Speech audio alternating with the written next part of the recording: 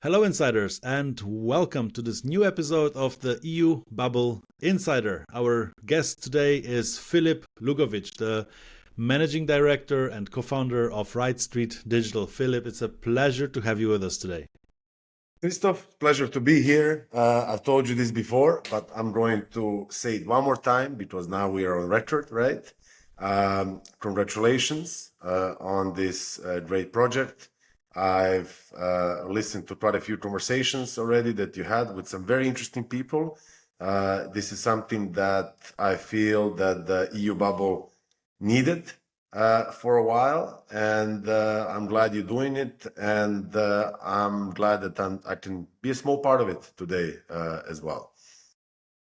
Thank you very much for those kind words, and this is exactly why I'm doing it to be as helpful as possible with sharing this insider knowledge that is not easily accessible, but through talking to insiders of the Brussels bubble like you, I hope to make it more accessible to the wider audience. And I would like to start with actually asking you to give us a overview of your path to where you are today, because it's quite interesting, both in the diverse type of roles that you had, but also in terms of locations that led you from your home country to your now home country, Well, I hope we have that some is data. Belgium. So if you could just give us a short introduction of maybe not who you are, but how you became who you are. Sure, sure. Well, actually, I'm originally from Croatia, and I lived in Croatia uh, pretty much through my childhood. Then in '94, ended up moving to Russia. In '99, moved to United States, where I actually studied, graduated, and being a foreign student, the only job that I could have as a student pretty much was door-to-door sales, and that was also my first professional experience. So in 2005, I ended up coming to Brussels, actually with a two-way ticket. It was to visit my parents who were living in Brussels at that time, and basically one thing led to another. Couple of weeks in, I managed, because of that sales experience, that's my first job, which was also in sales. And the first job had nothing to do with the EU bubble, but spending time in Brussels, I realized that there's this very interesting world where politics, business, and all of these other things come together. And about a year and a half later, I ended up getting my first job in sales in Brussels bubble. At the time, it was with EUobserver.com, online political newspaper.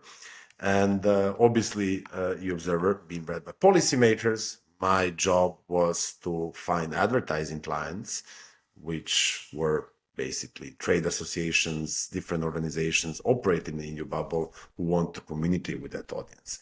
And that was my introduction to this world. And I spent actually quite a long time, considering it was a first job at the Observer. I've obviously evolved in terms of my role, but I spent more than 8 years at the Observer. And afterwards, I went independent, started consulting, also focusing on business development in the EU bubble. And after a few years of making money for others, I decided to start making money for myself, actually. So this is where the idea of an agency that would cater to the market that I was very familiar with was born. And it was the right street was set up now exactly 6 years ago, together with another co-founder, late unfortunately, Richard Medic, who was a communication specialist by trade, and we sort of joined forces in the beginning. He was the one in charge of projects and clients and everything, and my job was to make sure that we have the clients. And we started, the two of us, in the beginning. Over the years, we've evolved. Now we're a company of 25 plus people with 3 offices. And yes, it's still, we're still in this process of growing and expanding, and we hope it doesn't stop here. So 6 years ago, when you started, the approach of clients in the Brussels bubble, I know it very well myself, was a bit different than now, to especially digital services. Um, what do you think changed? How do you see also the growth of your team through that lens of the change in the services needed and also appreciated by clients? Right. It's a very good question. And to be honest, I mean, 6 years ago, when we're talking about social media, we would still have people tell us, why would I need Twitter? I publish one position paper per month. It doesn't make sense to publish something once per month to Twitter. And then we tell them, look, Twitter is not a, press release 2.0 service. It's a place where you need to build your community. You need to offer content of value, to be useful, interesting, entertaining to people. That way you have their ears. And once you have their ears, then when you do have your position paper, there are actually people listening. And it took a little while to actually get that message across. But we realized at that time that this was there was a bit of a gap in the market. So basically, you have your classical public affairs consultancies in Brussels that do more traditional lobbying. Some of them have in-house comms people and digital comms people, but I mean, this is not their primary service. So very often, these services provided by these large consultancies are more general and sometimes overpriced actually for the market. So you had that on one side. On the other side, you had marketing agencies. So agencies that operated in this B2C, B2B space that offered all these kind of services, but had very little understanding of the political context within which a lot of our clients have to operate in. So we wanted to create something in between, a company that actually understands the environment in which we operate in, but at the same time provides the sort of services really at the tactical level that you would normally find with a B2C or B2B marketing agency.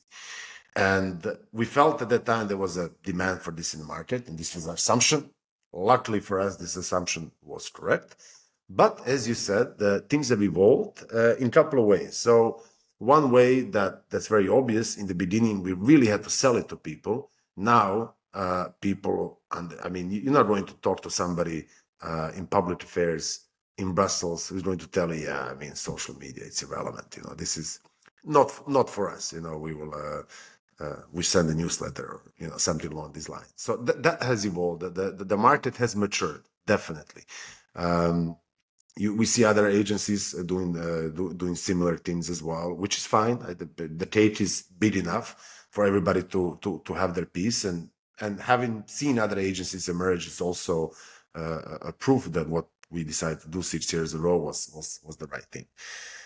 So in that sense, we've seen that evolution. Now, one thing, and I'm pretty sure we're going to talk about it today as well, what has impacted this environment inside of which we operate in, but generally, I mean, the world is the development of AI and various tools that are really changing the way we are working as an agency.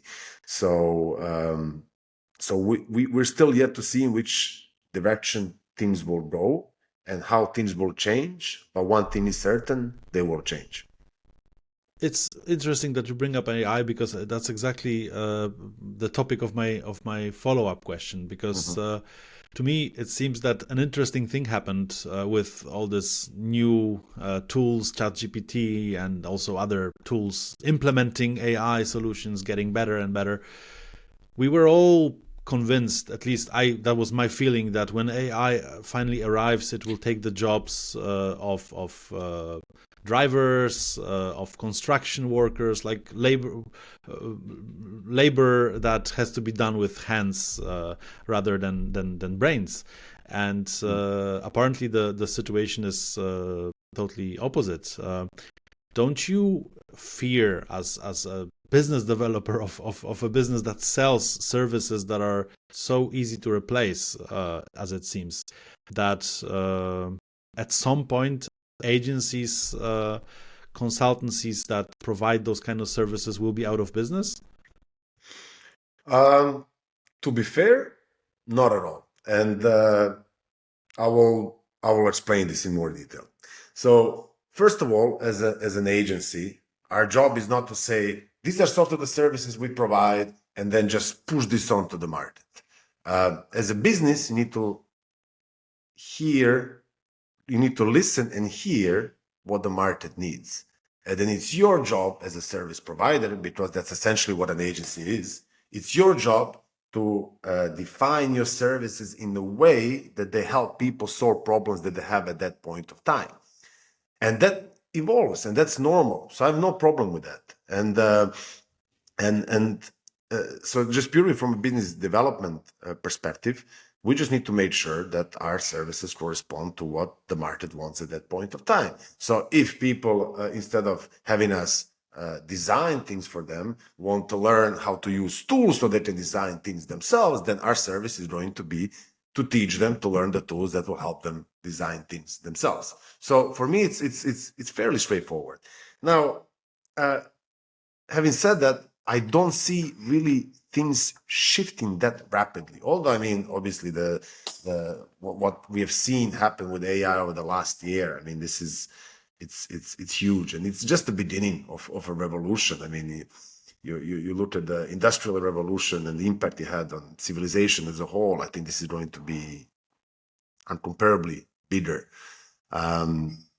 So basically, yeah, I mean, it's as a business, you need to react to what the market needs, and then you need to make sure that the services you offer reflect that. Now, when it comes to people losing their jobs or relevancy, I mean, we heard that many times throughout history, I think, and it never really turns out to be the case. I don't know. I mean, when the chainsaw was invented, lumberjacks didn't lose their jobs, right? They just had to learn how to use the chainsaw. And I see sort of the same.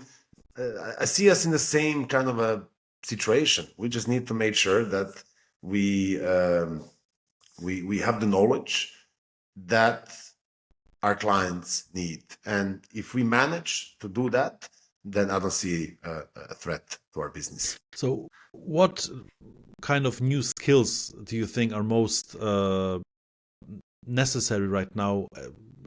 Looking at, for example, your recruitment approach, Yep. what do you expect to see on a good CV these days for someone who would apply to join your team? I don't look at CVs. I don't look at CVs, and I do it on purpose. Obviously, I have our colleagues on HR who do some pre-selection of candidates and do initial interviews. But I purposely refuse to look at CVs before I sit down with a person, because I want to talk to a person, and I don't want to go in. For instance, having high education is not a prerequisite to join the right street. And if there is a person who might not have, 2 masters from College of Europe, I don't want that to impact my perception of that person before I have a chance to talk to them.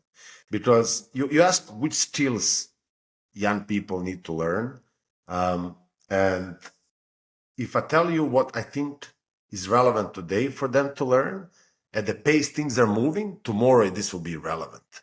So that's when I get asked this question, I always say that the most important skill that you can learn today is a skill to learn new skills.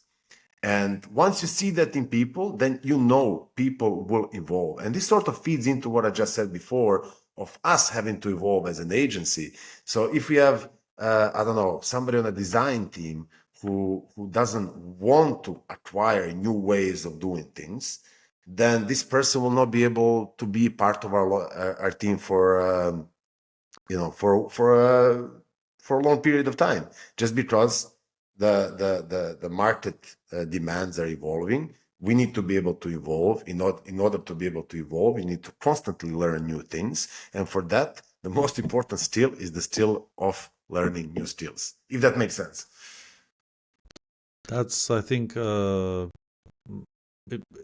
generally good skill in life, but in the business of communications, especially in this fast evolving environment, and I'm happy that we already have the first provocative statement. It will make a nice headline that the Right Skill Digital doesn't recruit That from the wasn't the College of intention, Europe. but that's It's I really believe that. I genuinely I believe totally that agree. I because couldn't agree and more with look, you because we had a chat. You're a father. I'm a father as well. I looked at my kids as well, and um, how I looked at their education.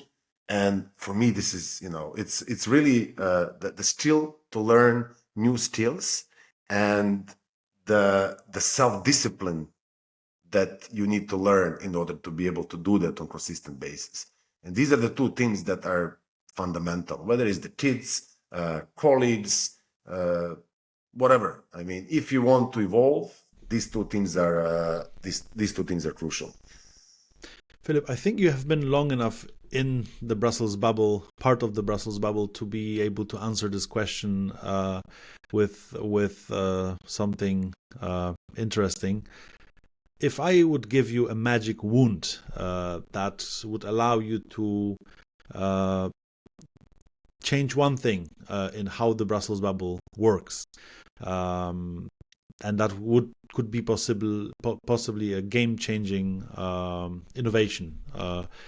What would that be? What would you change in how the EU bubble, the Brussels political bubble, functions? It's a very good question. I don't think there's one single thing, but if there's one thing that I don't like and I would like to see change is we need more diversity in terms of backgrounds. And when I say diversity, I don't only mean the obvious things, race, sex, nationalities, and so on.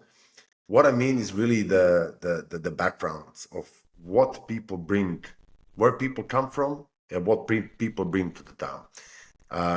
You've been here also long enough to understand that, and that's also one of the reasons why I don't look at CVs, because everybody's CV is more or less the same. If you look at how people end up in this city, I would love to see more people coming from the business world, for example, and I'll give you a reason why. You have large trade associations, large NGOs who are operated by people who have zero or very little business experience, while their job is to actually run a business, not necessarily business on paper. If you're an NGO, you're obviously the profit is not your driver, but you need to manage people, you need to manage processes, and you need to manage funds. And that takes a business background, not international relations background. And that sort of results in a lot of this sameness that we see around. And I think you will agree. And obviously, us as a communications agency, it's pretty frustrating when the brief says, we want to do something out of the box. We want to be creative, and in 99% of the cases, people end up doing what everybody else is doing because they come from this same kind of a background. So I would really like to see more people from different professional backgrounds who end up in Brussels and bring a slightly different angle to how things are done. That's a very good point, and especially, I think this year shows is also an example of the problem, because we are in the election year. We're recording this interview in the first week of April, and this is a week quite close to the June elections, and we don't see that much activity. The campaigns of like on the European level are barely visible, apart from some formal events, just to announce launches of campaigns. Yep. And it's disappointing. And maybe this is also part of why the bubble is called the EU bubble, because it Yeah. doesn't really still really don't know how to connect No, with but we say the bubble as if it's a nice thing, but it's not. I mean, it's yeah, of course, that's the sort of the name that everybody accepts, the Brussels bubble, EU bubble, but for some reason people have a positive perception of the meaning of the word bubble. But I mean, if we really want to dive deeper into what the bubble means, it's not positive. So perhaps maybe the answer to your question is, if there's one thing that I would like to change, is that we stop being a bubble. I will have to change the name of my podcast. Yeah. But if this is the reason for it, I'm happy to come up with something new. Filip, the one of the purposes of this podcast is to allow people who are not insiders to learn about how the Brussels bubble works. This is one of the, in my point of view, one of the biggest problems, that the know-how is not available. It's closed behind paywalls and expensive courses. So I'm trying to make it as inclusive as possible. Yep. And therefore, in each of those conversations, I also try to talk about specific case studies of projects with my guests that would allow listeners to understand how work actually gets done. So maybe you could also help us understand, based on an example of a project that Right Street Digital did. How does the work process look? And also, what's most important, I think, how do you measure results of the work you do for clients? You don't have to mention a specific client name, but so we can talk in general. But it would really be nice if we could just understand how a project that you are most proud of or happy to share worked. So I feel there are almost three questions here, right? One question is, what does a normal project look like? Another question is an example of a project. And the third question is, how do we measure success? I should have taken a pen to write this down. I will remind you, if you don't answer one of these three, Yeah. I will So follow up. look, I mean, in terms of a typical project, it's very hard to say because we're a full service agency. So in terms of the services we provide, it goes everything from strategy, helping clients develop concepts for campaigns they might end up running themselves, or coming on board once the strategy is already defined, the concept is there, and then making sure that we put legs on that campaign and that the content and the messages they have reach the right people. So that it's very hard to say this is a typical project. Maybe in these times we have a lot of these manifesto campaigns because everybody has a manifesto these days in Brussels.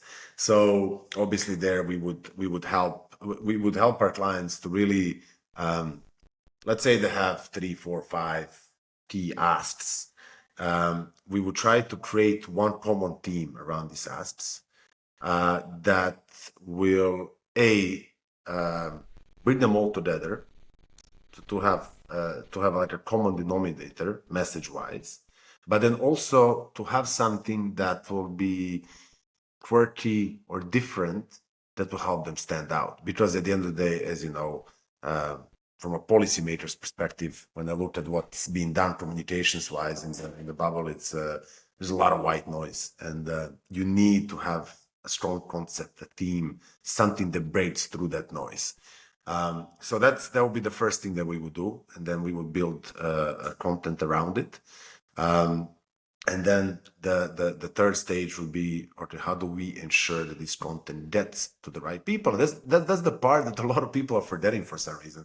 So I cannot tell you how many times we had a brief where people say, look, I don't know, here's a budget 20,000 euros. We want a video, and we want the video to say X, Y, and Z. And then we say, okay, that's great. Okay, so you're going to invest 20,000 euros in this particular video. But what will you do with this video once it's produced?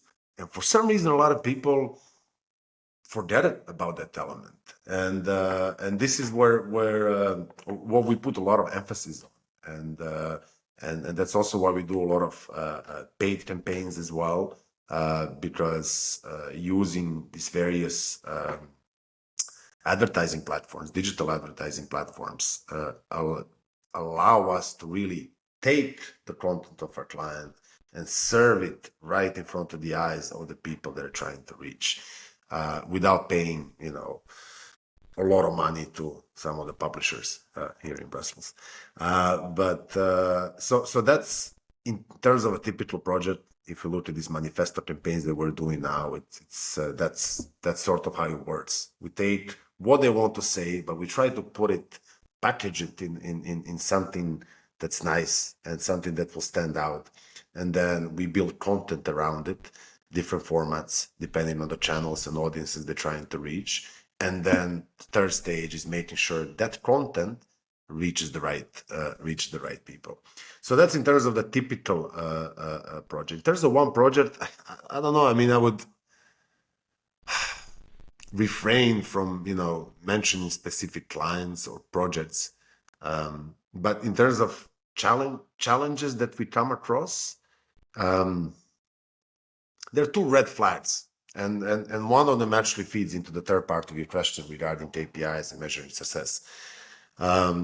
So the first red flag is when clients, want us to take the responsibility for the results of the campaign while not having considerable influence on the strategy of that campaign and how the campaign will be run. So where we're just order takers, it's fine. There are projects, there are clients in which we are order takers, but then we don't want to be held responsible for the outcome of that campaign. We want to be held responsible for what we produce. So if you hire us to produce 10 pieces of social media content that you're going to use for some campaign, don't hold us responsible because this content didn't reach the right people, because our job was not to ensure that this content reaches the right people. Our job was to go and design this content or produce or write this content for you. So this is a red flag, and we don't want to be we try to avoid getting involved in projects and campaigns like this. Second red flag is a very obvious one, and I think that a lot of people in the agency world can relate to this, whether it's marketing agency, comms agency like ours, or public affairs agency. It's respect. So if we end up in a relationship in which we see that there is no respect from a client, sometimes people are even rude. It happens. This is immediate red flag, and this is also where we walk away from client project. Money stops being a factor there, because keeping people like that around has a negative impact on the team, on the people. Agency business is all about the people, and if you lose the people, you lose the business. So I think that's a very important point you're raising, because knowing from even practically listening to people who I sometimes interview for positions, and listening about situations that happen in other teams, this is something very important, but too often overlooked by leaderships and agencies that focus only on growth. Look, it's challenging. I'm not saying it's not. At the end of the day, as when you operate a business and you have your monthly overheads and all of that, it's not easy to say no to money, but you have to keep a long-term perspective. in mind there. And having said that, just to mention, we have not had many situations like this because, and I see this talking to other agency colleagues, people very often mix up um, constructive feedback with somebody being rude or an asshole. Excuse my language. And there's a clear difference between the two. The first one is desirable. I mean, we had some clients, challenging, critical, but because of these clients, we managed to grow as an agency. Mm-hmm. And it would have been very easy to say, they're just assholes, forget about it. We move on to the next project because we're uncomfortable. That's not the right. So it's very important and not always easy to make the distinction between the two. So yes, so that's, in terms of, and then the third part of your question is obviously the KPIs, the measuring success. And that's sort of connected with the first red flag that I mentioned. We like to be clear right from the start. Actually, it's in a contract with us. So every contract that we have with our clients has a scope of work document annexed to it. And inside of that document, which is signed by the client, we establish right away how will the success be measured. And this is the only thing when we do our reporting that we actually that we look at. And if we cannot agree to that, then there's no contract. Simple as that, because it's a important part of the contracts that we use. So and in terms of KPIs and types of KPIs, from our experience, there are usually two sets of different KPIs. There's something that our clients need internally to justify their work, their existence, the campaign that they're running. And here we're usually talking about vanity metrics, things that can be always, if you're smart enough, you can always make these numbers look good, whether it's impressions or engagement or reach, these sort of things. But then there's this second set of KPIs, which for us is always more important. And this is what exactly is the person that's in charge of the campaign from the client side. What do they want to achieve? And sometimes it's literally an engagement, I don't know, from two MEPs.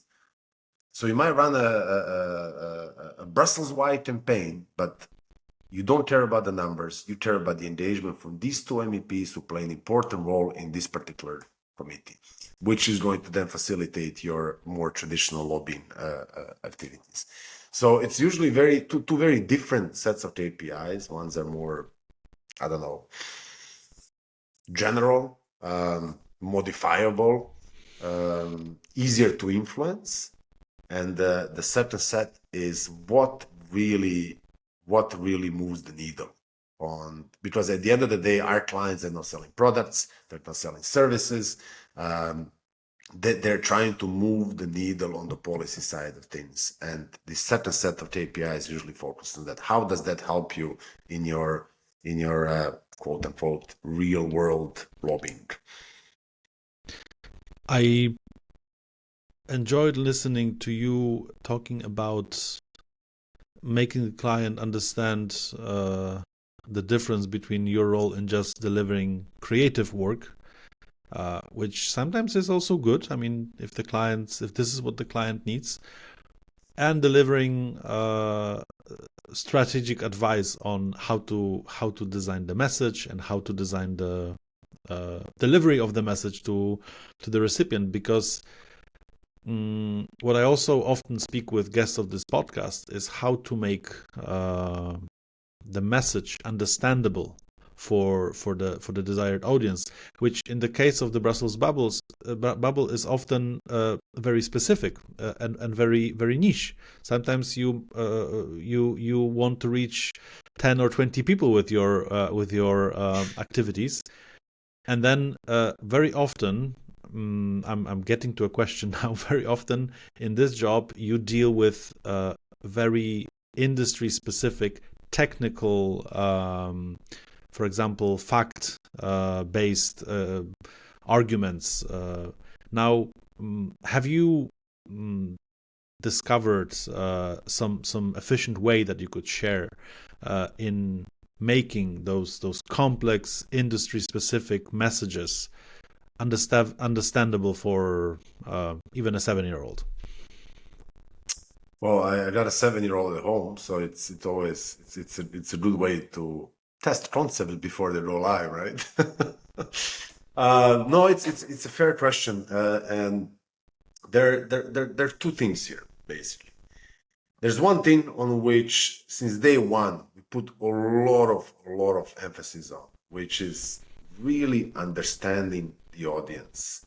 What gets them to engage? What sparks their interest? And the beauty about social media is you can literally see that.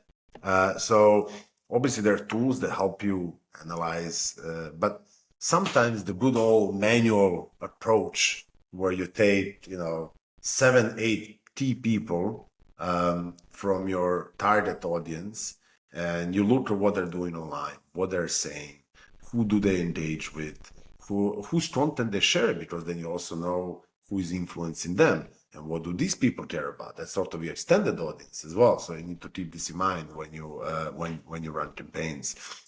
And understanding, okay, around which themes they're likely to engage. And then looking at all this technical stuff. And this is where it helps us with most of our team members not being policy specialists.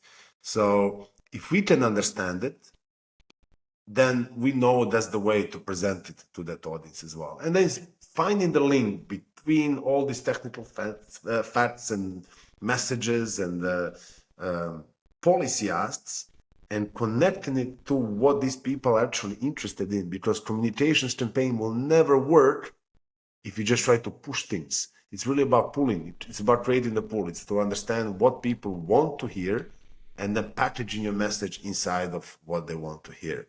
And I mean, in theory, it sounds easy enough. In practice, it's always challenging, especially if you deal, with, let's say, trade associations, with a lot of internal stakeholders as well. And then you come up with, one key message or theme for a campaign, but then it gets ruined by all these different inputs. So, like I said, in practice, it's a lot more challenging. But in theory, you need to understand the audience. You need to understand what the audience is interested in, what makes them tick, and then connect through an overarching theme the key messages, policy asks with that. And that's sort of our that's our approach. Thank you for this. And now a question I've been waiting to ask you, because when I prepare to for those interviews, I always try to understand what's the actual superpower of my guest. And in your case, I believe that superpower might actually be networking, because you have been working as a business developer for your own business, but also for a news magazine, and you did that before in other industries. So what is your approach, and what advice could you share with people who maybe arrive in the Brussels bubble and need to build up their network? How to do it right? There are actually 3 things. The first one, the most important thing, is show up. I hear so often, particularly from younger people, I have no time. There is this event, but I have no time to go to an event. Look, there are 2 reasons you can go to an event in Brussels, right? One reason could be because you're interested in the topic. So, of course, you want to spend your whole day, you want to listen to what speakers have to say, and so on. Second reason is what we're talking about here, is to meet people and to grow your network, with an end result being whether it's business or whatever. If the latter is the case, it doesn't take up a lot of time. You don't need to go to a full day event to take advantage of the networking opportunities that this event offers you. I'll give you an example. There's an event, full day event, right? And there's a lunch break from 12 to 1, for instance, or coffee break from 11 to 11:30. You don't need to go there at 8:30 and be the first one to register and leave at 6 in the evening. You can arrive at 10 to the session just before the coffee break. Listen to that session because that gives you, something to talk about, and then go to the coffee break and use that half an hour to meet people and to grow your network. So basically, altogether, you end up losing what, 2 hours if you're efficient enough, and you can get a lot of value. Because, look, for me professionally, everything good that that happened to me started from meeting somebody at an event. I mean, and really, this is without exceptions. If I look at all the positive things that happened to me professionally, started from meeting somebody from an event. So it's enough to meet one person that can have a huge impact on you professionally in one way or another. So that's why it doesn't require a lot of time. And I hate when I hear people when they say, "Yeah, I don't go to enough events because I don't have time." So this is one thing. And generally, if you talk to my colleagues, they'll tell you the moment I hear the argument that somebody doesn't have time for something, it really, I don't like to hear that. We all have the same amount of time. It's really how you use your time that matters. So it's how you prioritize and what you really focus on.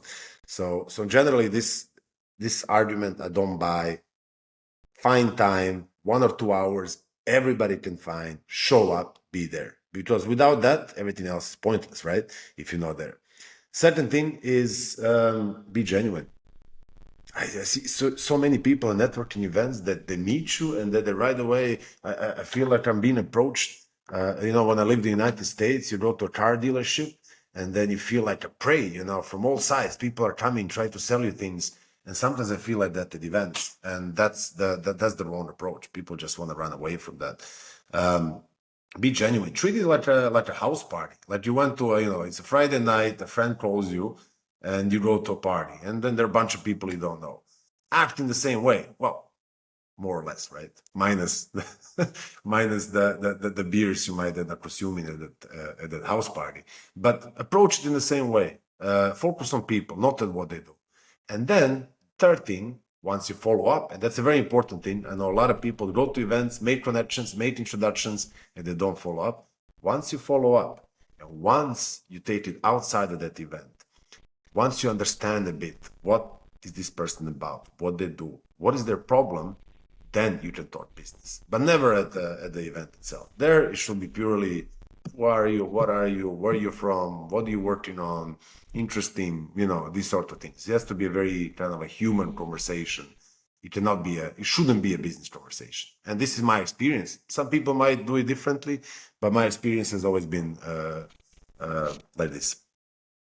That's very useful advice because, especially, I mean, you say this from the point of view of someone who wants to offer business services to people you meet, but there are also people who just work in advocacy, and they want Exactly. for them this is the ideal setting where they can be as helpful as possible. If you want to promote your message in Brussels, you just need to go to events and be as open and helpful Just as possible to help talk. people understand what you have to say.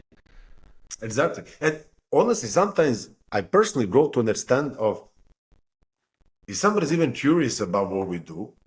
I don't know. Let's say I run into a comms director from an organization at an event, and if they initiate a business conversation, I stop it myself and I say, look, if you want to talk about that, let's grab lunch, let's grab coffee, and let's discuss this. In the meantime, what do you think about this terrible wine that we're drinking? So, That's also, I think, very smart advice. and then And people also that don't see you as this predator. People yeah, yeah, don't. I mean, the most important thing about sales in general is don't appear as if you're selling. And I've been labeled as a salesperson my whole professional career, but I never label myself as a salesperson because I never approach conversation from a sales perspective. It's really about, I mean, what made me tick is always trying to understand what problems people have and how can something that either I can do for them to help with that, or even sometimes it's connecting them with somebody else. It's fine because it comes back around. You know, there's this professional karma. It's a thing. I couldn't agree more, and thank you for this very useful advice. That is definitely insider know-how. If I just may add one thing to that, that should help to encourage people who may be more on the introvert side. If you find events in Brussels that seem high level and you feel like you're not worth sending in your registration, you're not interesting enough, it's totally the wrong approach, because most event organizers in Brussels, because of there's so much competition. I had a situation, for example, once where I was organizing an event related to hydrogen, and there were 5 other events that week happening on the same topic.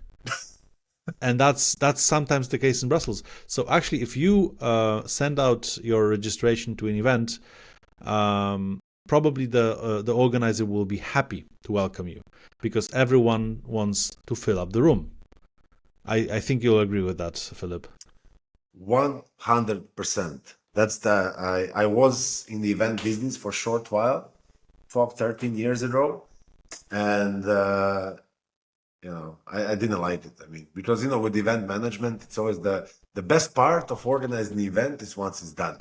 Yes. Once everything is settled, once you take that glass of whatever and you say, okay, not everything went terribly wrong today, because there's always something going wrong. It's so I 100% agree with you there. And I mean, Christoph, how many events have you been to Brussels that they actually turned you down at the door? Oh, I don't think. I don't Doesn't think. happen. Never happens. So No, no. even I can register. Don't register. See where the event is. Show up. I mean, nobody's going to. There are no. Have you ever seen bouncers at an event in Brussels? No, no, no. There are no bouncers at the event in Brussels. So I mean, I know this from practice. Maybe this is something that some people will not be happy to share, but I'm an event organizer, and almost in any case, there is a list, of course, of people who registered, but then and we speak to the client. Okay, what if someone turns up unregistered? Just write them down below the list. exactly. And yeah, that's how it works. So it's definitely worth showing up. I agree with that, and it's one of the best ways to build up an initial network, to just go around on events. It might actually make your work day a bit longer if you choose those evening events with cocktails, but it's definitely worth it. Although that brings me to the next question, with which I usually like to close the interview, because we've spoken about work and career, but now a big part of actually being happy at the work you do is the work-life balance that you maintain. And I would like to ask you, Filip, what is your approach when I say work-life balance? Do you think this is something you have a good grasp of, and if yes, do you have some tips you could share with the listeners? I'm not sure, honestly, that I'm the best person for this question.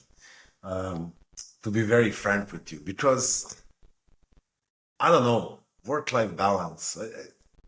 I obviously I'm familiar with the term. People use it all the time, but what does it actually mean? And what is balance? Is balance 50-50, 80-20, 60-40? I don't know. I mean, I'm not sure if I know the answer to that question. And also, where do you draw the line? So let's say if I So if I can help you here, maybe let's approach this question from the point of view that you design your approach to work in a way that it contributes to your overall happiness. How do you do that? exactly. So I do believe in that case, it's very hard to draw. I'll give you an example. If I talk to my wife in the evening about work, is that quality time with my wife, or I'm actually working? If I'm asking her We would for have to ask advice. your wife about that. Huh? So what would be? I don't know. I mean, this is why I find this topic. It's work is life as well. So it's very hard for me to split the two. And if you feel that what you do professionally doesn't allow you to have the life that you want to live, change the job.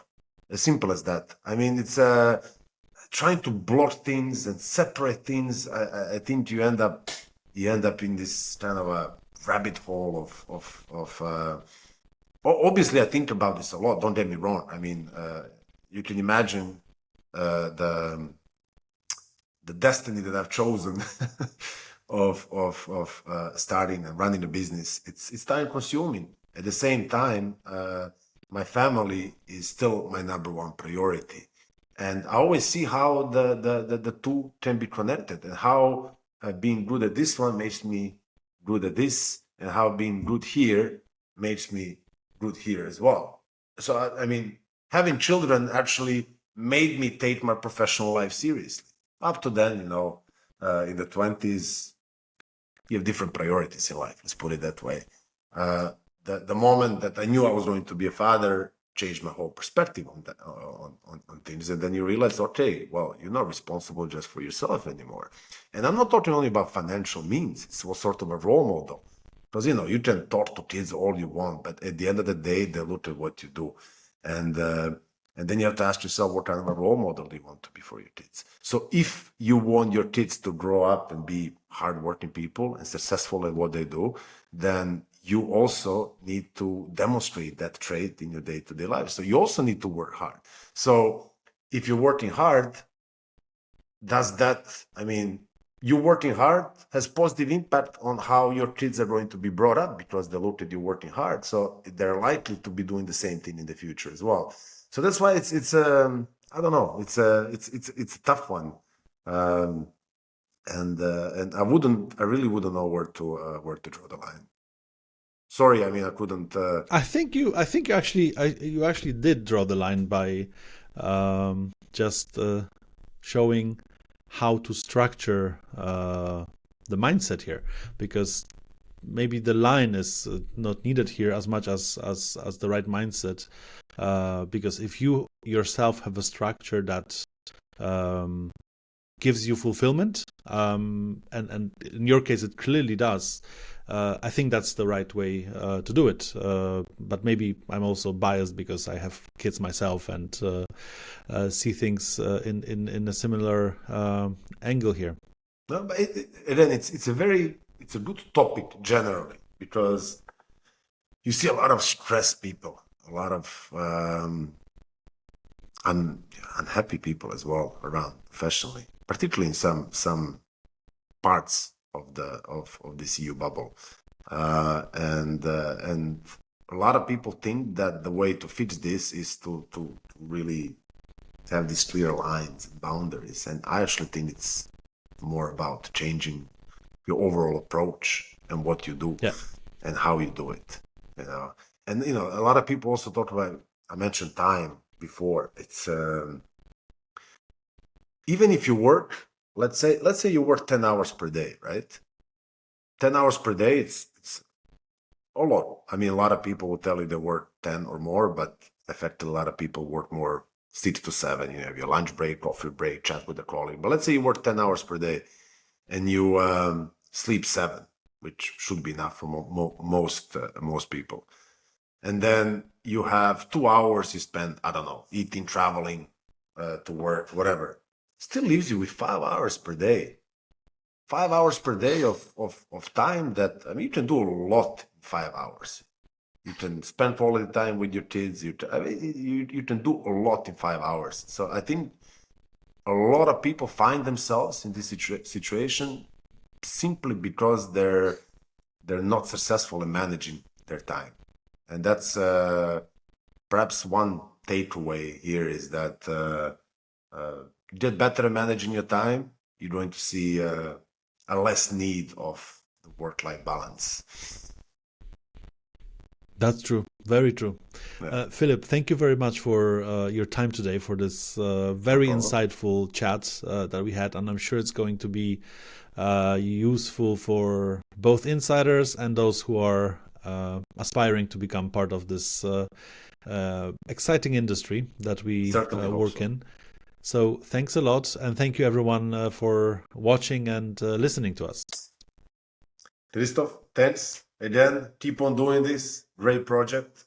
It was awesome to be a part of it. I mean, I guess now I can say that I made it in the EU bubble since I've been a guest on your podcast, right? Oh wow, that's